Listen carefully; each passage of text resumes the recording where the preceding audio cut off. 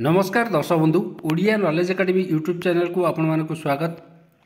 आपन जदि आम चैनल को प्रथम आछन दयाक चैनल सब्सक्राइब बटन क्लिक करी चैनल को सब्सक्राइब करेंगे। वीडियोटी भल लगे वीडियोटी को लाइक करेंगे, कमेंट करेंगे, शेयर करेंगे भूलिबेनी। पाखे थिबा बेल आइकन प्रेस करी ऑल नोटिफिकेशन क्लिक करेंगे जहाँद्वारा आप प्रतिदिन नुआ नुआ अपडेट पाइपर। तो आसन देखिए आज गुरुत्वपूर्ण खबरटी। आपड़ जानी बर्तमान जो भाई खरा बढ़ी चलती गोटे रिपोर्ट प्रकाश जे जो बढ़ुची खरा आसब स्कूल एवं कॉलेज स्वतंत्र गाइडलाइन जारी हम। विभाग तरफ गोटे रु 2 दिन भितर स्वतंत्र गाइडलाइन जारी करेंगे सरकार।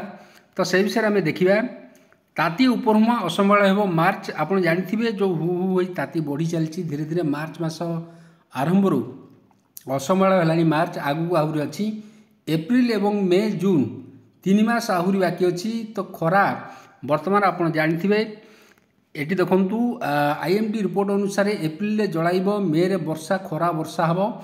तो यहीपरि भाव में टाई टाई खरा देहरे गली जाऊँगी। मार्च आरंभ हुई सूर्य को कोप बढ़ीगला। पाणीपाग पूर्वानुमान कहूँ आगू आहरी बढ़।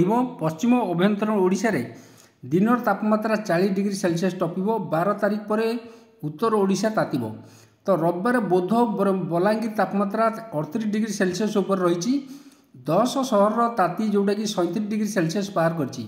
बौद्धर दिन तापमात्रा सर्वाधिक 38.2 डिग्री होती। गतकाली बौद्धर दिन तापमात्रा 37 डिग्री थिला, आज यह पाखापाखि 1.5 डिग्री बढ़ी। तो यहीपर देखा गले राज्यर समस्त जो जिला गुड़िक ताती दिन को दिन बढ़ी बढ़ी चलती। कृषि पाणीपाग विशारद प्रोफेसर सुरेश चंद्र पशुपाल कहते उत्तर पश्चिम भारत राज्य को गरम पवन आसूची। उत्तर पश्चिम भारत में वर्षा न होगा जो सेठार गरम अनुभूत होची। सेठारु आसुवा गरम पवन प्रभाव राज्य में ताती अधिक रोची। एथर मार्च मास अधिक गरम रहिबो।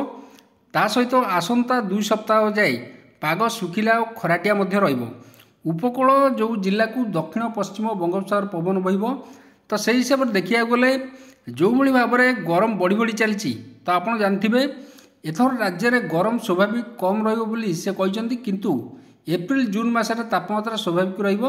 मे मात्रा स्वाभाविक ठारू कम रही संभावना कहते, किंतु सरकार जो भाई ताती बढ़ी चलती बेले बेले कम हुए। आप जानते ताती अधिक हुए। से हिसाब से देखा गले सरकार गाइडलाइन जारी करेंगे स्कूल कॉलेज में। कहीं स्कूल कॉलेज आप जानते छोट छोट पिला जो स्कूल जाउछंती। तो जो ताती बढ़िया फल विभिन्न प्रकार समस्या उपजिब एवं से स्वतंत्र गाइडलाइन जारी करेंगे राज्य सरकार, जहाँद्वारा कि स्कूल पिला जमी कौन प्रकार असुविधा न हुए से दिन 2 दिन भितर स्वतंत्र गाइडलाइन आसो। हुए तो सरकार मॉर्निंग स्कूल आरंभ करने लगी स्वतंत्र गाइडलाइन जारी करिपारंती। तो आज गुरुत्वपूर्ण खबरटी। जदि खबरटी आपको भल लगा दयाकोरी चैनल को सब्सक्राइब करेंगे, वीडियो को लाइक करेंगे, कमेंट करेंगे, शेयर करेंगे भूलिबेनी। धन्यवाद।